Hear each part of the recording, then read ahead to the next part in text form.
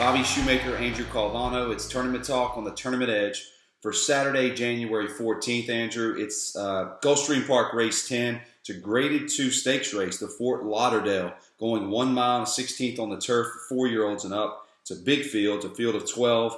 And Heart to Heart, the one horse, is your 3-1 morning line favorite. Class, won a lot of money, draws the rail, will be forwardly placed. No arguments with this horse being the favorite. However, I'm going to try to beat the horse. I'm confident in doing so, and I'll elaborate as to why after you give us your thoughts on a horse that you might as well call your son.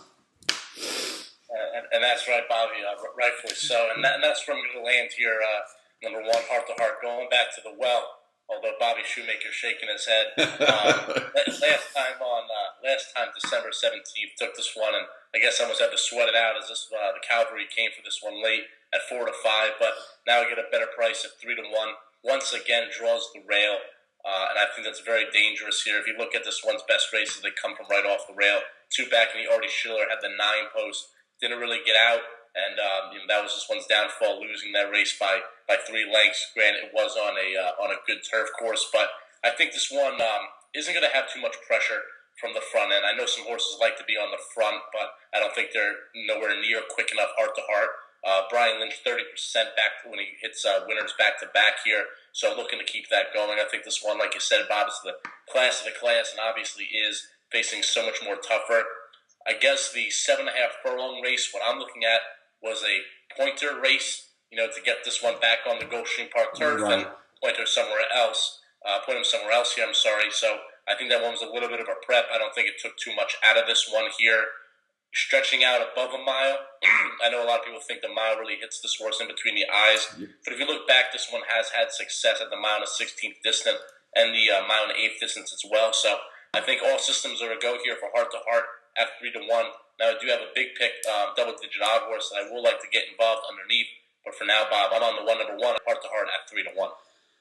Andrew, this horse is one-dimensional, and it's been well documented in the past that when this horse gets a lonely lead and the horse is able to settle after the first quarter, he's one of the best front-end turf horses in the country, and maybe the best. I'm not really sure where you want to rank him, but certainly he's won a lot of money. But it's also been well documented that when this horse has horses that go with him early, he folds up shop, and I've seen him do it time and time again. You're right, the mile does hit this horse between the eyes. He doesn't want to go a mile and a 16th unless he's able to go slow early, and I think that there is a potential, Andrew, of other horses that want to go to the lead with Heart to Heart. And I think Diamond Bachelor is one of maybe a couple of others that may want to do that. Now, at the end of the day, I may end up being incorrect.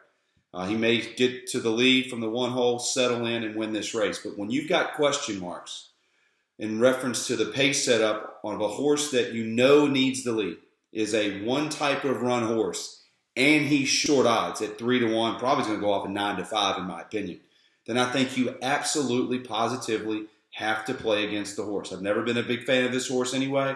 He's proved me wrong more times than not. And certainly I think he's as vulnerable as he can possibly be today, going a mile and a 16th with a potential of other horses giving him company early, because if that's the case, he's going to fold up. So with that being said, I thought that there were several horses in this race that you can make a case that can beat Heart to Heart. Let's start with Divisadero. If this horse is ready off the layoff, this horse, I think, is the horse to beat. Wanted your thoughts on the 4-horse. Bradley, Prado, solid workouts, numbers are there, class is there.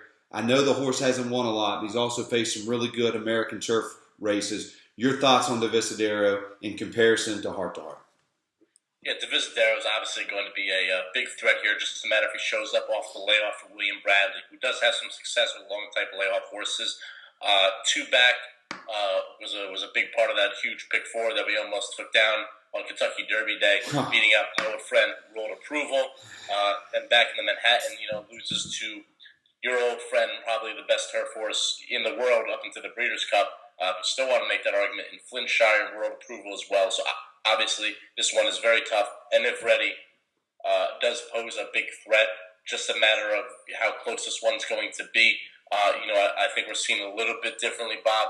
I do think there's going to be horses running out, but I'm not sure how pressured Heart to Heart is going to be. So it's just a matter of where Diversito wants to sit to make that final run. So that's my thoughts on Diversito there.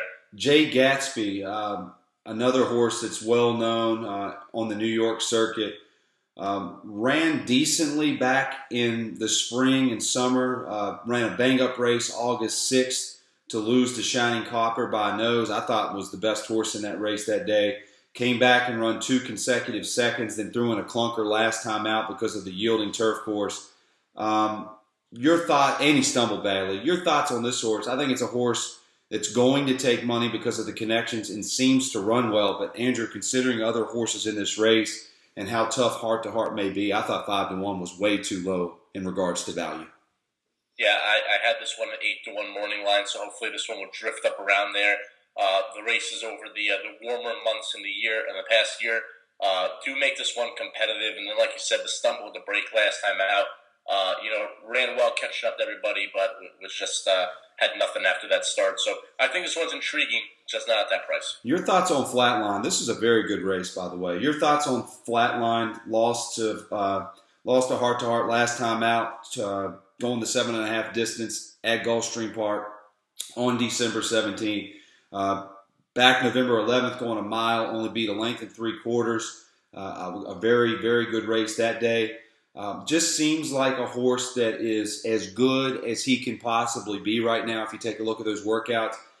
Look, if you want to take a shot with this horse at 15-1, I'm certainly not going to talk anyone off of him. I think this is a consistent horse. Not sure if he's good enough, but what is your thoughts on this horse's efforts over the last year or so?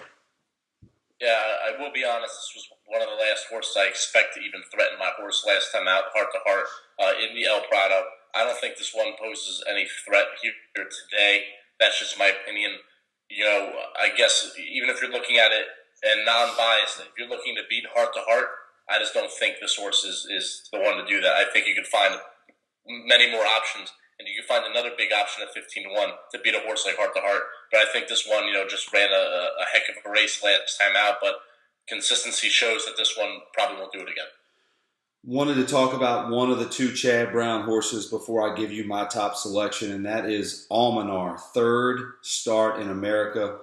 Did everything but win last time out, Andrew. And when I say that, I know the horse was beat a length and 3/4, but he got a very questionable ride to say the least, and ended up 6 wide at Belmont. And you can't go 6 wide facing that type of competition.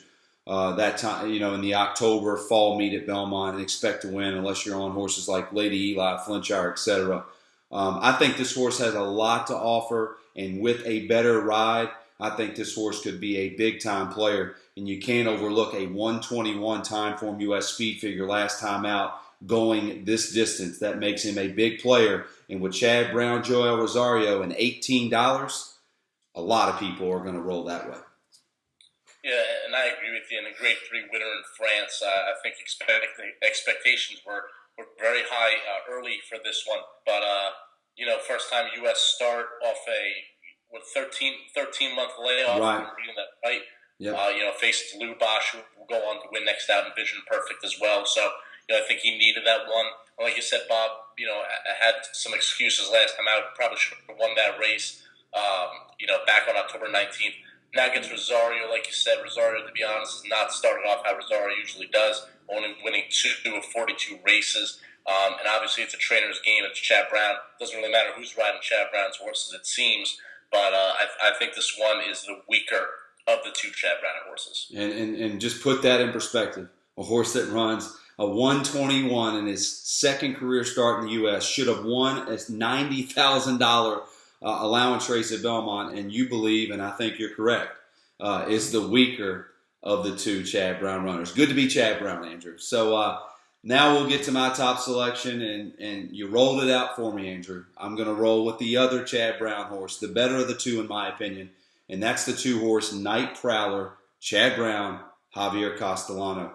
Look, make no mistake about it, Andrew. When this horse started his career, he did not live up to expectations. Won a race or 2, but slow, came up short in some bigger graded stakes races where you don't expect guys like Chad Brown and his horses shipping them to places like Penn National to come up short.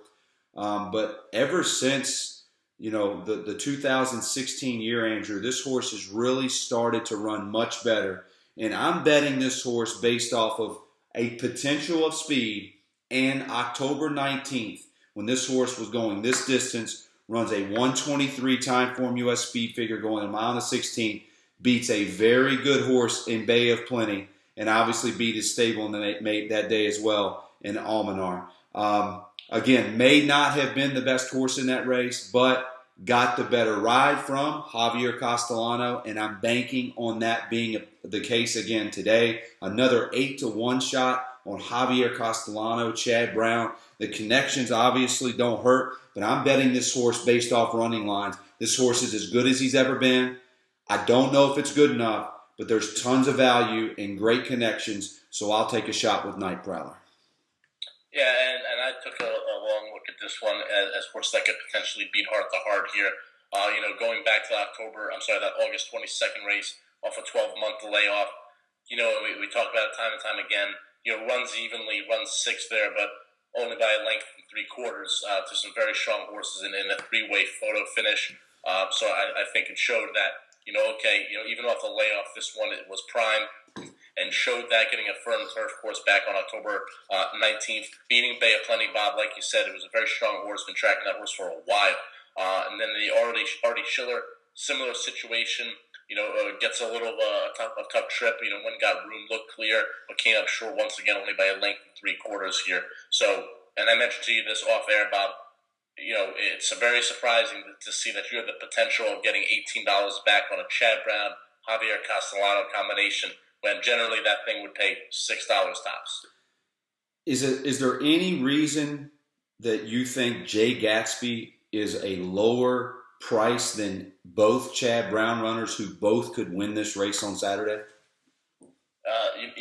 To be honest, I think the two races, September 5th and October 10th, running against the Graded Stakes Company and the Baruch and the Knickerbocker finishing second both times, and that one of those, that Knickerbocker two Heart to Heart, kind of puts this one in perspective with the fact that this one has been running with Graded Stakes Company. If you look at Night Prowler, hasn't faced Graded Stakes Company since August of 2015, so I think that's the reason for the difference in prices. I believe, Andrew, your price play is going to be Rosebriar at 15-1. Elaborate on why you think this horse can win this race if Heart to Heart doesn't get it done. Yeah, so this is a horse that I think, obviously can take control in many of the races that this one sees in the past, but I think that's just because, you're looking at races like Laurel Park and Gulfstream Park, during the downer months, where this one is simply the best horse, so let's send him to the front end and let's get the win. But I think when facing tougher company, this one has the perfect ability to rate, as seen in the Grade 3 over at Gulfstream Park West in November, as well as the West Virginia Speaker Cup and Mountaineer in August, so forth and so forth. So I think this one's going to have the perfect ability to rate. I know this one is going to sit right off of Heart to Heart, and should they go a mile and Heart to Heart doesn't have the extra 16th in them, I think this one's going to be in perfect shape to run him down. Jose Lezcano, in my opinion, is one of the best routing jockeys on the turf for value. So here's a big price. Jane Sibeli, this is her home track.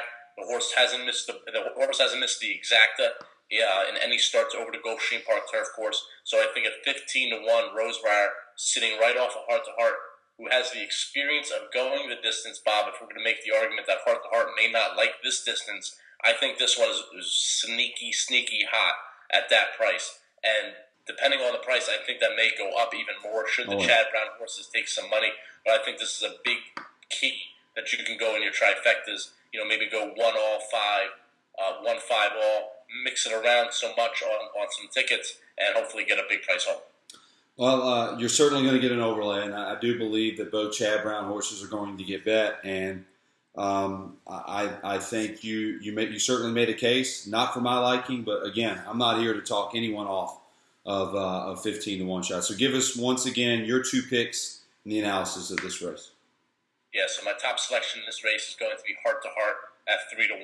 Also going to get Rosebriar, the 5 at 15-1, heavily involved in my trifectas and include on a backup pick 4 ticket where I will single heart to heart. For me, it's most likely going to be one of the 2 Chad Brown runners. Obviously, I landed on Night Prowler, the 2, with Chad Brown, Javier Castellano. Not so much the connections. I just think that race, October 19th, makes him a big-time player, and $18 is value.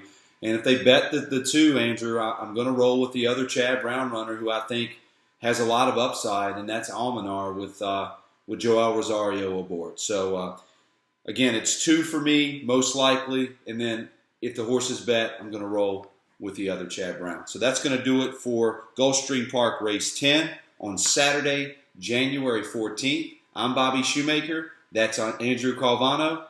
Good luck. Good luck, guys.